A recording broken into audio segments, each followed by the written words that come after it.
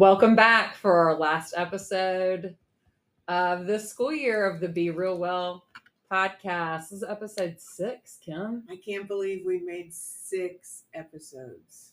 I'm kind of proud of us. This is our emotional wellness episode. It's going to make me emotional. I'm going to be really emotional. Well, actually, that's why we chose to do emotional wellness as our final. So I don't know if any of our listeners caught on to this, but our topics were strategically placed through the year to coordinate things that are happening at school. And May is an emotional time of year with graduation and kind of moving forward. And it can really get you surprising times. But we have an expert with us today. Big expert. An emotional wellness expert. We're joined by Sabrina Winstead, our middle and upper school counselor. Hello. And Sabrina is dealing with emotion herself, right? As you have a graduate coming up. You have a senior. And it's her first child. Yes, so that's the hardest. Not that the others aren't, but this one is your first. It's all new. Yeah. It's a lot of unknown what to expect all along the way. Yes. So you're feeling all the emotions right all now. The emotions. And like you said, it hits at the weirdest times. When you think you might be upset, sad, or emotional, it doesn't happen. And then other times when you don't expect it to happen, all of a sudden you're overwhelmed with emotion.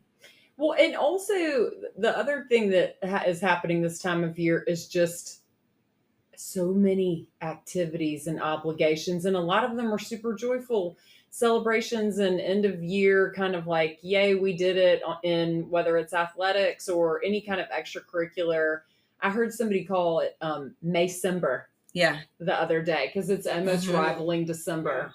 Yeah. And think of we just had a robotics team. That was that's May. They were in St. Louis, Missouri, which was also an amazing accomplishment, but a lot of hard work and a trip and.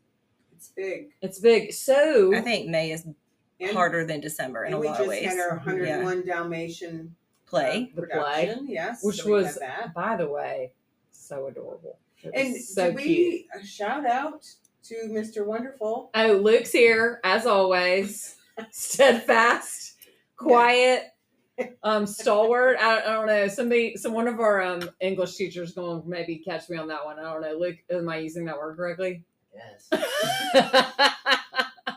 We couldn't do it without him. But anyways, Sabrina, speaking of all of these different emotions that we're feeling, and sometimes too, May, because we have so many things on the calendar, maybe we might be in a rush. We might be feeling not always so super joyful or, So when we're feeling these things, how do we even know what we're feeling? I think even as adults and for sure children, how do we know even how to name the emotion that we're feeling? Well, I think the first thing is that a lot of people lack an emotional vocabulary. I mean, we basically talk about sad, happy, mad. And they learn about that from the time that they're little, and we kind of stay within those categories. Or then we add in buzzwords like depressed or anxiety or bullying and things like that. But to have an emotional vocabulary, you really have to first learn about all the other emotions that are there. A lot of times I go over with people an emotional wheel, because in the emotional wheel, there's even colors that correlate with calm feelings or happy feelings, or red is a lot of unpleasant feelings and things like that. But I mean, there's so many more feelings out there: frustrated, worried, overwhelmed, nervous, thoughtfulness, blessed, overjoyed. There's so many other things to name, but if we don't know what those are, I mean, the first step is having that emotional vocabulary to be able to talk about it. Just think about when you teach Spanish. So when you're teaching Spanish, they can't say a sentence or describe something until they know those vocabulary words. It's the same kind of concept. I love that analogy. Mm-hmm. It's so true. Yeah. And I always teach them that. I'm because they're always like, how do you say this? How do you say that? And I'm like, let's practice the words that we're learning, because you can't say things you don't know how to say. Right. But I also teach them, which I wonder if this is the same thing, that a word isn't part of your vocabulary unless you use it. So it's something you have to practice. Sure. Absolutely. Well, and it also involves responding effectively to like difficult situations rather than avoiding them. So it's learning how to deal with an emotion, right? Yeah, but that's why I wanted to ask Sabrina that question, because a lot of times we don't know how to deal with whatever we're feeling because we don't even know what it is. Right, because sometimes you have a feeling, but you really don't know what the feeling is. I mean, I come across that sometimes. I'm feeling something. I don't really know what the feeling is, but I just know it doesn't feel good. Well, I'm embarrassed to say Sometimes. that as an adult, I feel like I've just started to practice this, because I would start to feel like activated in some way, and I would think, okay, what is a good way for me to, kind of not necessarily even calm myself down, but maybe like get back to a space of just like calm. But sometimes you don't know really a good strategy to do that unless you know what it is that you're even feeling. Well, you got to have the mechanics of it, right? Like, even like if you think about baseball, and I know we've had some injuries recently on our baseball team, and some of those guys are really working to get back to full mobility. And so to start that process, they go back to the basics, right? Mm-hmm. If you are learning more complex math and you don't understand it, you have to go back to the basics, right? Because if you can't add and subtract, then you can't do the next part of whatever equations or other things that you're moving into, right? So it comes back to strategy and understanding. So I think a lot about, I work from a principle of CBT, which is cognitive behavioral therapy, which says that thoughts cause feelings. So for any feeling that you have, you think you're just reacting and having this feeling, but that feeling really comes from what we're telling ourselves.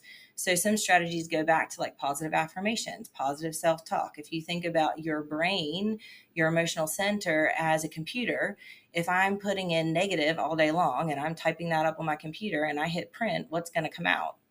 Negative. If I'm putting positive in and I'm typing that up all day and I hit print, what's going to come out? Positive. So it really depends on like what we're feeding ourselves as far as what we're thinking to then for that feeling to come out, which then in turn shapes our behavior, right?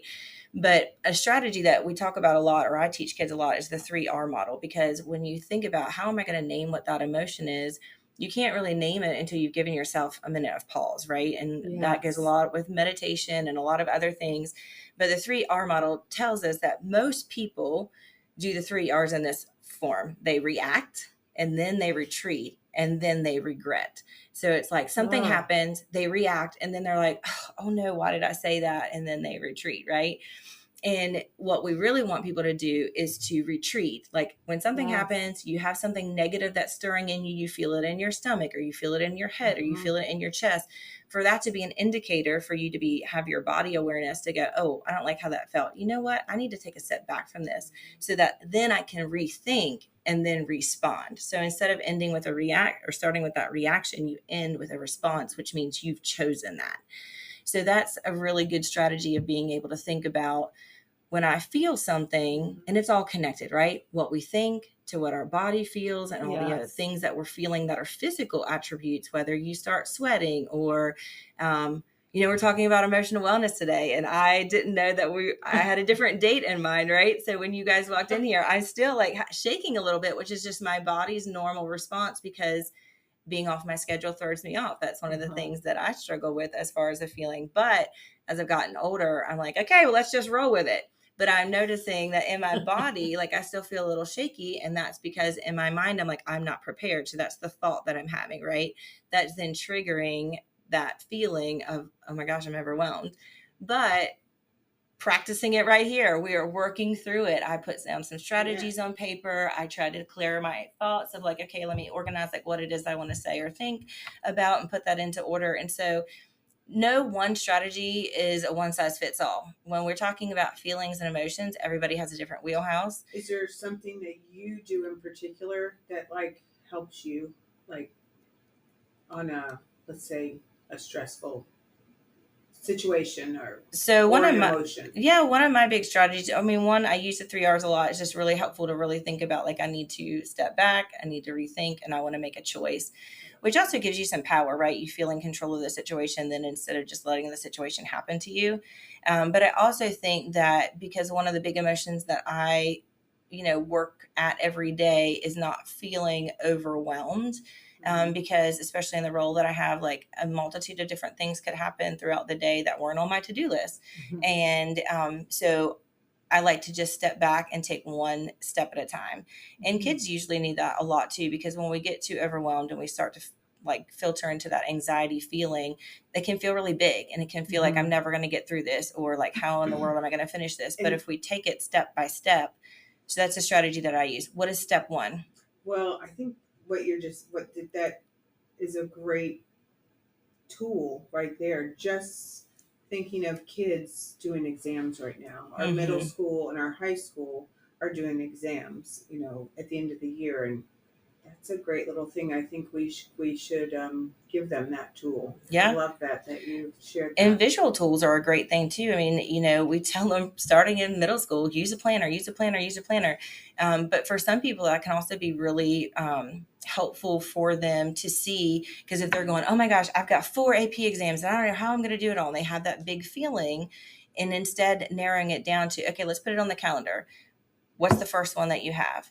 Because you don't want to worry about the one you have 2 Fridays from now. You want to worry about the one you have on tomorrow, right? The first one that you come to.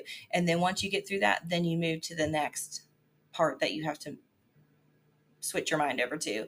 But I think if we think about too many things at one time, it feels very big and it feels very overwhelming. And you can really only do one thing, like moving in a forward direction. You do step 1, and then you do step 2, and then you do step 3. My family is probably so tired of hearing the phrase, I always say, there's always a way to work it out. There's always a way to work it out. Now, that might not mean that it's the way that you want it to work out, but there is always a way to work it out. And so we just have to start with step 1. I had someone tell me recently, you eat an elephant one bite at a time. And I don't know why, but that has played over in my head so often, because I think 2 things. First of all, it does what you're saying, which is one bite at a time. Is you can only do one thing at a time. So as long as you're not laying on the ground, like having totally given up, you're still moving forward. It might not feel like it's done, but you're still making progress. And the other thing it does is it forces you to stay in this moment, because you can't think about the whole elephant. You can only think about that one piece at a time. What about you, Kim? How do you like to handle stress or overwhelming emotions? And tell us too, has it changed over time? Like how did you used to do it, and how do you think about it now? Well, I used to bottle everything up and tell everyone I was fine, my husband included, and then everyone would know it wasn't fine, but it's just something I felt like if I put it on the back burner, it's going to go away. Well, I guess as I've matured and have grown, I realize I need to think of like emotions with use it more intentional. Like I know that I need to either step back. My biggest thing is I love to organize, love to clean. Where some people, I would love to say I like to go take a walk, but I don't always go do that. But when I do, I feel so much better. But if I'm indoors, I do like to grab something, organize it, clean it, whatever that kind of thing is. Or my biggest thing is connecting. So I feel like sometimes I have to talk it out with someone who's maybe away from the situation, and I just feel like I can talk to people. And I've also realized that, being stressed isn't such a bad thing. Sometimes stress, it's about how we're handling our stress, because we all feel it, right? So one of my biggest things was with you, Claire. You would always tell me, you'd say, Kim, can you do whatever? And I'd say, sure. And are you serious? You never say no. Do you want to be team mom? Sure. Do you want to do this? Sure. So Claire, like many years ago, comes in one day and says, I got a present for you. She goes, I got this just for you.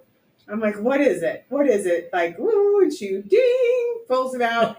And it's this big button that says no. And then like you can hit it, go, no, no, no. Or I said no. It has like 20 ways to say no. And it was funny, but it was so true. And I think when I learned to take, knowing I could say no, and it doesn't mean I'm being mean or that I don't care about someone, but it's stepping back and doing what's best for me. I think that was a big aha moment for me, Claire Brinson. So my other favorite thing about saying no is when you say no, you don't have to say why. And exactly. And I think you always have to say, like, can you go to the meet on Friday? And I'd say, no, I've got, something, instead of just, No. I'm tired. Mm-hmm. I'm just not going. Yeah. That's not going to work for me. That's not, yeah. And I'm learning that too. So, and I think as a population of people, right, in our world, it's a yes world, right? Like we want to do everything. We want to fill our day with as many activities as possible and, accomplish as much as possible. But what are we doing to our mental health and wellness if we do that? Yeah. Mm-hmm. How do you handle that, Claire? Like what has changed over time for you, and how do you handle your stress? Well, I have to say that when I was preparing for this episode, I know the answer. I know the truthful answer, and I was like, this is embarrassing. It really is. I feel like kind of vulnerable saying this, but for a long time, when I would feel something that I didn't want to, or when things would not go the way I wanted, I would blame. I would find someone to blame. And a lot of times it wasn't like some far away person. It was someone like close to me. Mine's usually my husband. Yeah. So, or sometimes it would, I'm embarrassed to say this, but sometimes it would be my kids or like a family member. I would try and find, if anything went wrong, I would like find someone to blame for it. And, I'm embarrassed saying that because I feel like it's a really, immature thing to do. And it's also ridiculous because for example, I had to take my car to the shop yesterday because there was a nail in the tire. Well, whose fault is that? You can't find someone whose fault that is. The car went over a nail, I guess. Those things are in the road sometimes. And I mean, it's inconvenient and it's annoying, but that's what it is. It's just, or like the rain today, super annoying, I mean, I had to find my umbrella and my hair looks bad, but what are you going to do? Like, it's just part of it. So now I feel like when I feel overwhelmed or stressed out, I try and take a break, like kind of what Sabrina was saying, to just stop for a minute and even recognize what it is. And years ago, I learned the 5 whys, the strategy to like get to the root of a problem. And sometimes I'll have to do that. I'll be like, okay, why am I feeling like this? And honestly, the other strategy besides pausing is just like I said in our very first episode, just do the next right thing. Just do the next right thing. Like, there's so many bad choices to make when you feel stressed, So just do the next thing that is a positive thing. Even if you don't know, you don't always have time to think of the perfect thing. It just has to be a good thing. And I think with strategies too, the big thing is that people are looking for all of a sudden to feel great. Like if you're feeling bad and you're not having a great day and everything's gone wrong and you're just, in a bad mood, you're looking for some strategy that someone can tell you that like, you're going to feel great. It's going to be the best day ever, but that's not reality. And the thing is that you're looking for a way to move away from that feeling and more towards a better feeling. Mm-hmm. So it's not going from anger to overjoyed, but you are just moving away from feeling less angry so that then you can take that pause, you can do the 3 R's and you can take one step at a time to figure out, okay, put one foot in front of the other. What's the first thing I'm going to do? Okay, and then what am I going to do? Like your R's, like the react thing, that I think a lot of times if you do let yourself retreat, then you actually want to react in a completely different way because you kind of just have a little perspective on the situation. Well, and sometimes it's also, you just don't let it take over everything that you are. Like sometimes we let our emotions like take over everything. It then it affects us physically and it, more than just mentally. And so I think having those strategies is important too. Well, I love a good visual, right? And you were talking about bottling things up. And so a lot of times with students or whoever, I will talk about, like I'll get a Coke out or whatever. I've had this, I've been in counseling for 22 years. I've had this for 22 years. All right, Sabrina's holding a soda bottle. And I'll be shaking it up and they're talking, they're talking to me or whatever. And I'll be like, hey, you going to open it? And they're like, I don't want to open it. I'm like, why not? And they're like, because it's going to explode. But when we also don't take that minute to pause, we displace our feelings that we're having about a particular situation, and then it explodes all over somebody else. So I talk a lot about like don't pop your top. Like, and how do we do that? It's things with the 3 R. I need it's to get things my husband with the a first soda step. bottle. Yeah, say, here, Claire. Shake Oh, it. I know. Don't Yeah, pop but your I top. do that too. But how many times do we displace our feelings? Like, not even like, first we have to have an emotional vocabulary. So then we can name the feelings, and then to be able to put them in the appropriate place. I mean, it's a lot of steps. Yeah, And it is. it's and all- it happens, it seems sometimes 100,000 times a day. Yeah. You know, I mean, it just seems like it could be a full-time job. Well, I also talk a lot about not letting your feelings run you, but you run your feelings, because if you just follow your feelings around all day, it's going to be like going on a roller coaster. Like, oh, I had a great breakfast. Oh, I had a nail in my tire. You go down, and then you're like, oh, someone gave me a compliment. They like my outfit, so now I feel good again. And then I forgot I had that test that I didn't study for. And then, so you're just like going up and down. Wouldn't you feel exhausted by the end of the day?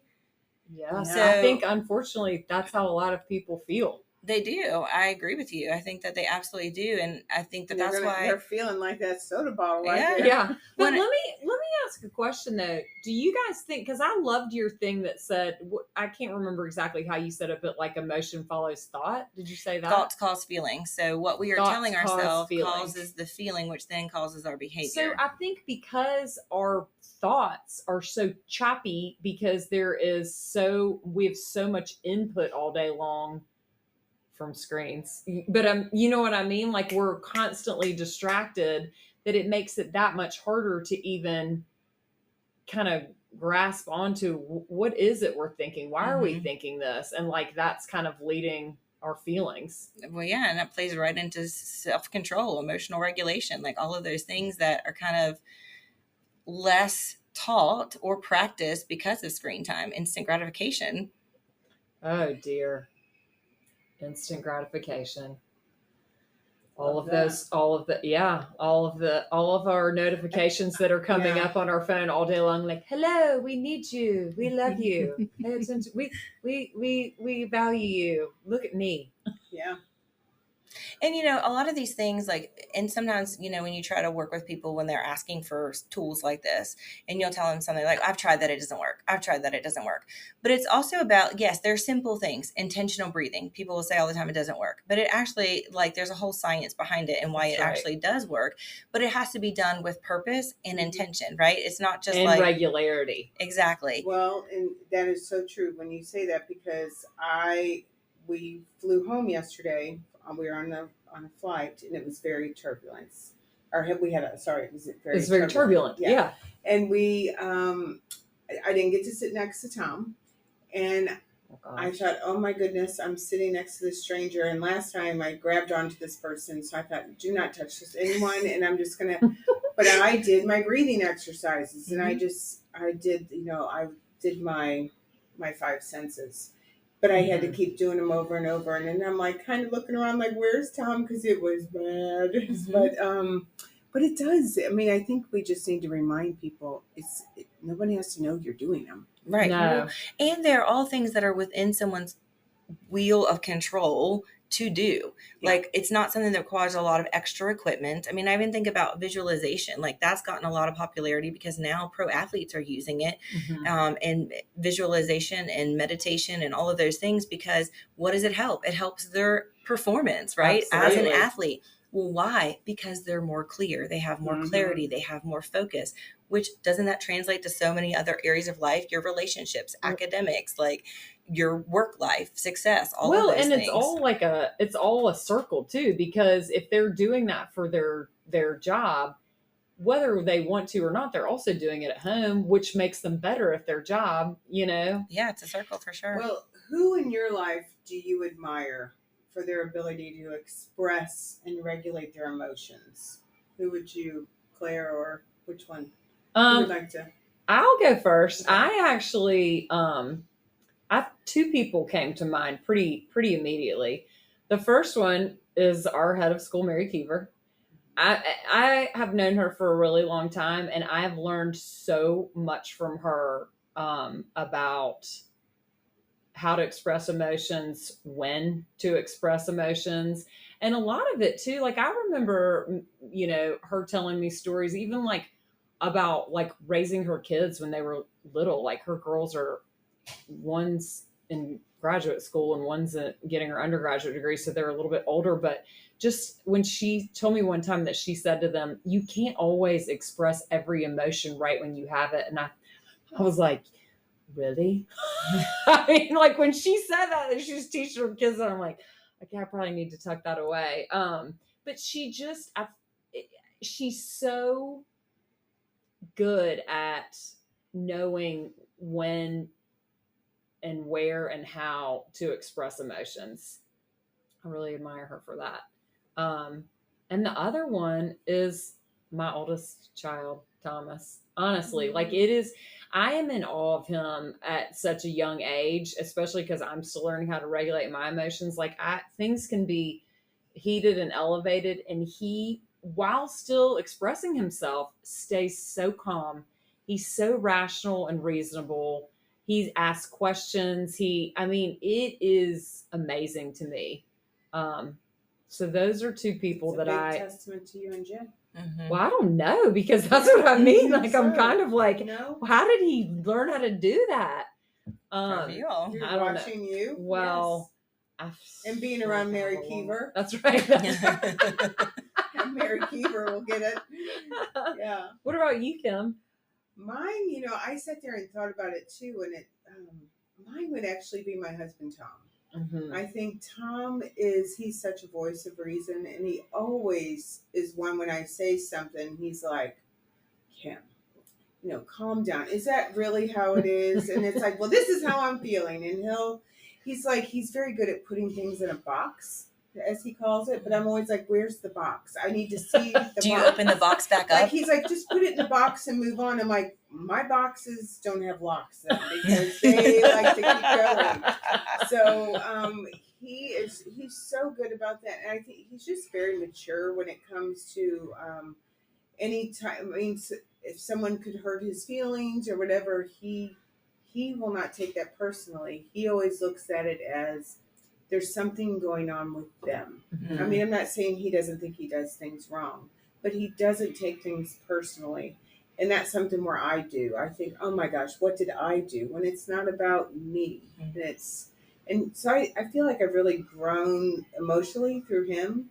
I feel like he approaches things with curiosity too, which I admire about him. He doesn't blame, and he sees the good in everyone, in which I think is something I'm not that great at doing, because sometimes I can go in with my daggers out, and he's like, whoa, put those back in, and like let's figure out a solution before. So he always kind of like what you say, to step back. He is so good at that. Mm-hmm. So I kudos to him, because I sometimes wish I could be more like him. Well, it's interesting because a lot of the qualities that you stated about him are a lot of the qualities with the person. So my godmother, Polly, who is no longer with us here, I always say I hope I get to be like her when I grow up.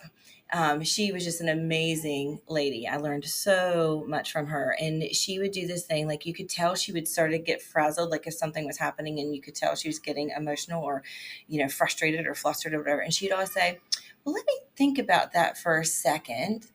And then she'd say, always followed up with, I'm curious. And she would ask a question back. Wow. So it was like she was doing this processing skill I didn't know that at the time, but she would always, that was her phrase. She had this key phrase to give her that moment to pause and think about it. And then instead of coming at it with accusatory or blaming or any of the other things that we all typically tend to do, it was always approached with curiosity. And I think that is a skill that a lot of people who tend to be more calm have, is that moment of pause and curiosity. And then on the other side, so I thought about two people when I saw this question, because on the other side, my very good friend Vicky, who is just she's a good emotional support for me.